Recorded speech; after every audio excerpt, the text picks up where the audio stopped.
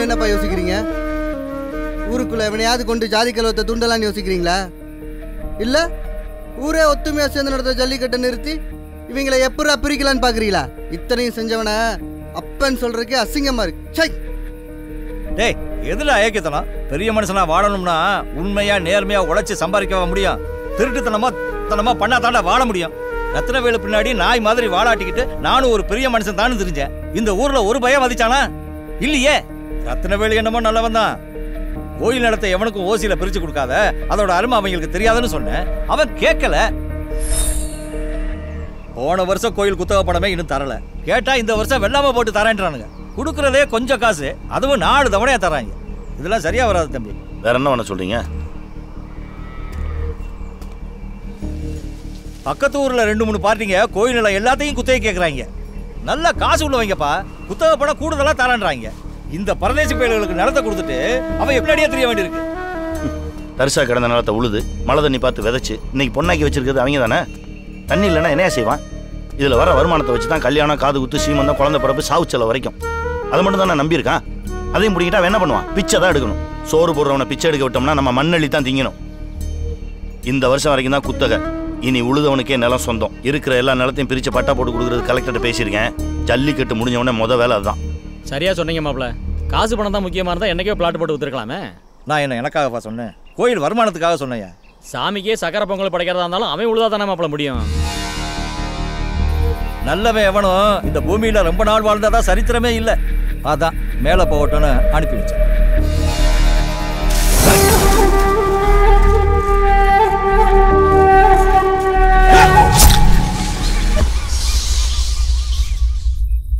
நல்லது செஞ்சானு ரத்னவேலுக்கு என்ன இந்த ஊர்ல கோயிலா கட்டிட்டாங்க? சாதி கலவரத்தை என்ன நானா தோடுனேன்? ஏற்கனவே சாதியால பிரிஞ்சு கிடக்குறாங்க. இவனுங்க 2 பேரும் ஒண்ணு சேராம நான் பாத்துக்கிட்டேன்.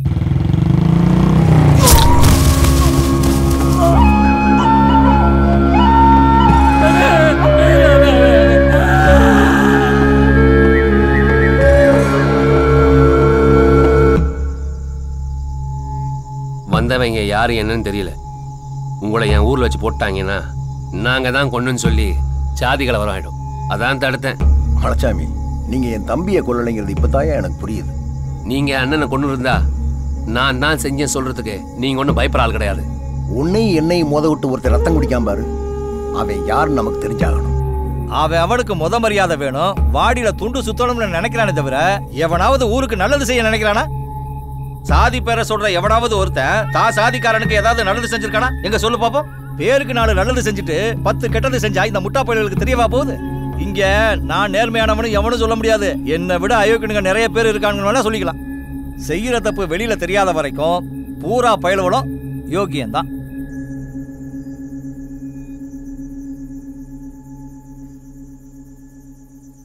அது மட்டும் இல்ல, ரத்னத்தை கொண்டதும் அவன் தான். என்ன சொல்ற பங்காளி?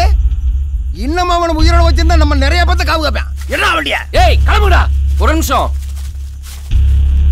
என் அப்பாவை கொண்டது அவன் தான் தெரிஞ்சும் நான் இன்னும் அவனை விட்டு வச்சிருக்கேனா ஜல்லிக்கட்டு நடக்கணும்னு தான். ஜல்லிக்கட்டை நான் நடத்தணும்னு நினைக்கிறேன். நீங்க நடத்தினாலும் எனக்கு சந்தோஷம் தான். யார் தலைமையில் நடத்துறங்கிறது முக்கியம் இல்ல. ஜல்லிக்கட்டை ரத்னவேல் மாப்பிள்ள பேர்ல தான் நடத்துறான். இந்த வாட்டி மேட்டுப்பட்டி ஆளுகளை வாடியில துண்டு சுத்துறாங்க. என்னடா சொல்றது?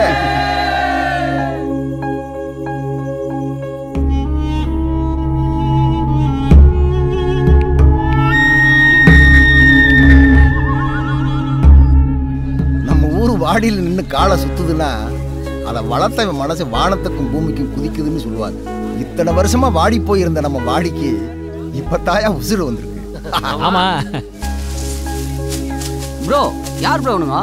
கூட்டி வச்ச குப்பையில வெளில கொட்டுனுக்குறானுங்க. வாடி வாசல் ரெடி பண்றாங்க. வாசலா? கதுவே காணா. ஐயோ, இப்போ எதுக்கு ப்ரோ திருநூறு ஆயிடுச்சுங்க?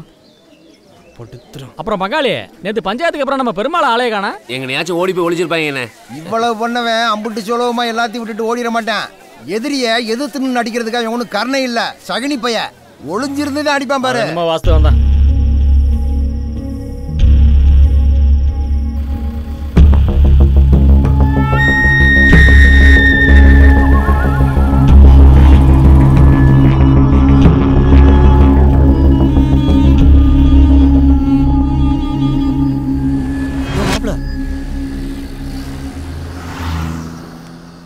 மாப்பிள ஒரு சும்மா ஒன்று வந்துட்டு இருக்காரு.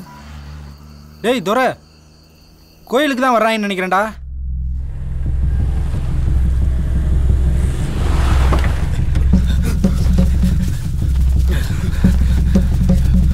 ஏய் கோயில் மாட்டேங்க காணுடா. ஏய் சத்தம் அங்கிட்டு கேக்குதுடா. ஏய் வாடா வாடா வாடா. தர்ற மாடு போறா அந்த மாட்டை.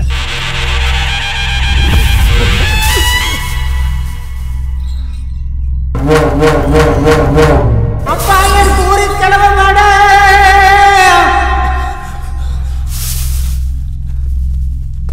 எங்க மாறி நாட்டு கருப்பு வாடா, மாறி நாட்டு கருப்பு வாடா, மாறி நாட்டு கருப்பு வாடா.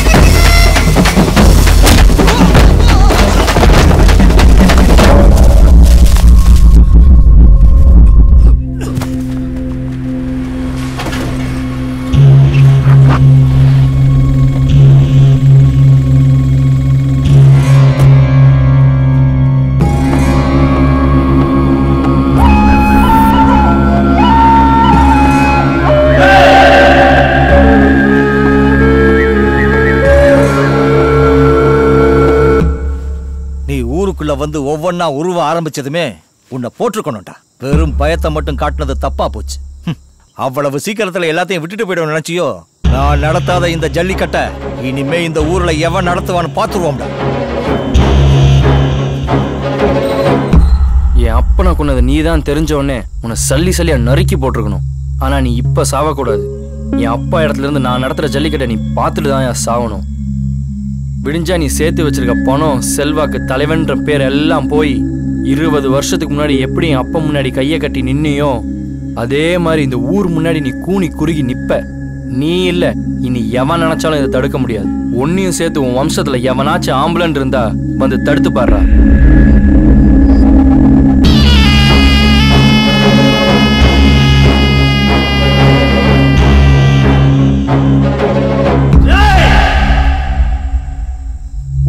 பெரிய தலைக்கட்டுல ஒருத்த வாடியில செத்து கிடந்தா எப்படி ஜல்லிக்கட்டை நடத்துவேன்?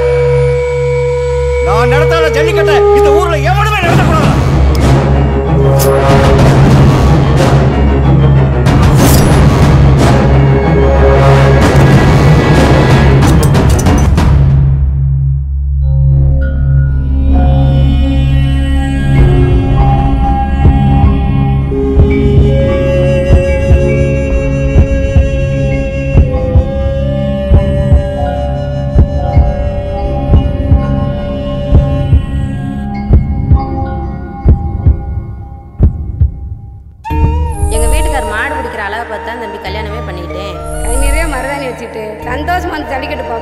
எத்தனை நாள் நான் உயிரோடு இருப்பேன்னு தெரியாதுப்பா. நான் சாவங்களும் எப்படியாவது நடத்தி காட்டியிருக்கேன்.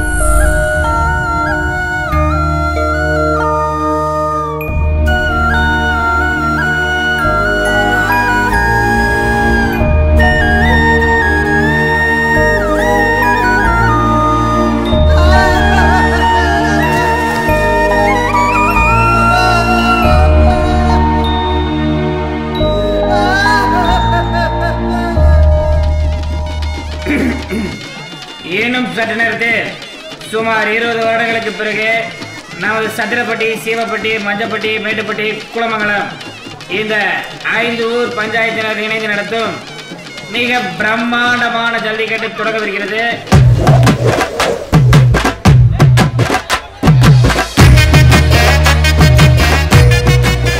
என்ன 3வது டோக்கன் போடுற? போய் டோக்கன் போடியா?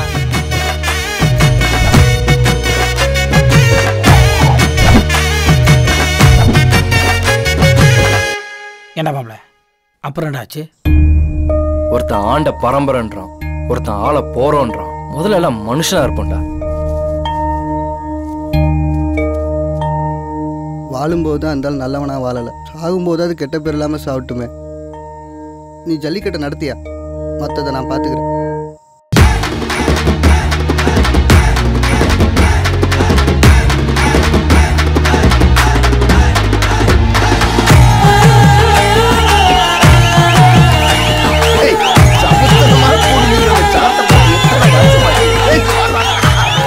மலைச்சாமி மேலே ஏறி வாப்பா.